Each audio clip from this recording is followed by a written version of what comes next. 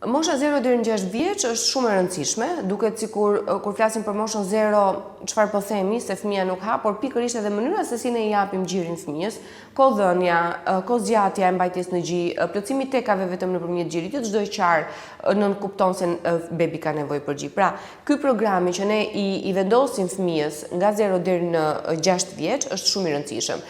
0 deri në 6 muaj bebi nuk ka nevojë për ushqim, për ashtu raste të caktuara kur mjeku rekomandon dhënien e ushqyerjes në moshën 4 deri në 6 për hir të percentilit të rritjes, i cili është në norma.